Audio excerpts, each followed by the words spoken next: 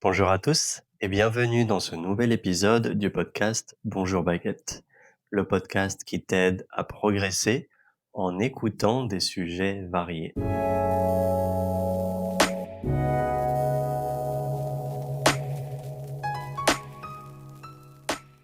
Aujourd'hui, on va parler d'un phénomène très moderne. C'est le concept de la FOMO, ou en anglais, Fear of Missing Out. En français, on peut traduire ça par la peur de rater quelque chose. C'est un sentiment que beaucoup de personnes connaissent, en particulier maintenant à l'époque des réseaux sociaux.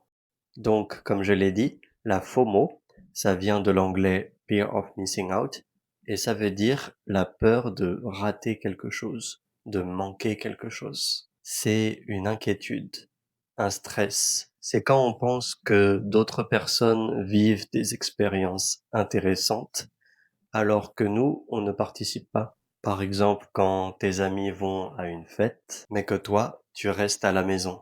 Le lendemain, tu regardes les photos sur Instagram et tu commences à te dire, mince, j'ai raté quelque chose d'important. Donc bien sûr, cette peur existe depuis longtemps, mais elle s'est accentuée, elle est devenue plus forte avec Internet et les smartphones. Pour donner un autre exemple, tu peux imaginer que tu as un ami qui part en Italie, un collègue qui participe à une conférence ou un cousin qui publie les photos d'un concert incroyable. Et toi, tu es assis chez toi, tu es un peu fatigué, et en voyant tout ça, tu commences à comparer ta vie à celle des autres, et tu ressens une sorte de frustration. C'est ça, la FOMO. Parfois même, elle te fait avoir peur d'éteindre ton téléphone, de couper les notifications, parce que elle te fait croire que tu vas rater un message important. Alors, pourquoi on ressent cette FOMO? La FOMO, principalement, est liée à deux choses. La comparaison sociale, donc c'est quand on compare notre vie à celle des autres, ça c'est une des raisons. Et l'autre raison, c'est la surinformation. Parce que aujourd'hui, les réseaux sociaux nous montrent ce que font les autres en permanence, tout le temps. Et notre cerveau, il n'aime pas se sentir exclu, il n'aime pas se sentir mis de côté. Autrefois, il y a très longtemps, c'était utile pour le développement de notre espèce parce que dans un village, il fallait rester avec le groupe pour survivre. Donc c'était utile d'avoir cette FOMO. Mais aujourd'hui, c'est devenu presque inutile et ce réflexe, cet instinct, peut nous stresser pour rien. Et malheureusement, cette FOMO, elle peut avoir plusieurs effets négatifs. On se sent moins satisfait de notre propre vie. On peut avoir du mal à se concentrer parce que on vérifie tout le temps notre téléphone. On peut avoir de l'anxiété, voire même de la tristesse, parce qu'on pense qu'il y a toujours mieux ailleurs. On pense que tout le monde fait des choses plus intéressantes que nous. Pour certaines personnes, cette FOMO peut même les pousser à consommer plus. Elle les pousse à acheter les derniers vêtements à la mode, à aller à tous les événements, juste pour ne rien rater.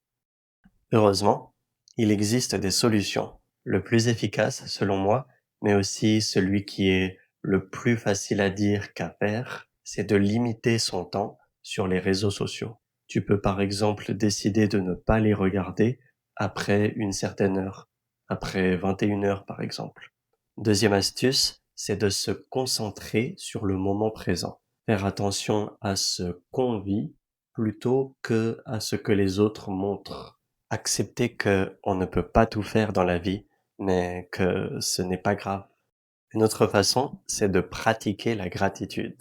Chaque soir, tu peux noter 3 choses positives de ta journée. Faire ça, ça peut paraître inutile, mais pour certaines personnes, ça les aide à apprécier ce qu'elles ont déjà.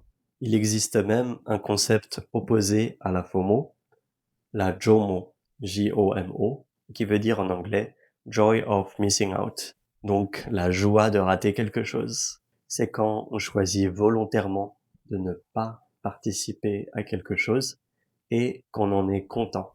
Par exemple, dire non à une soirée et rester chez soi, lire un bon livre en buvant du thé chaud et se sentir heureux.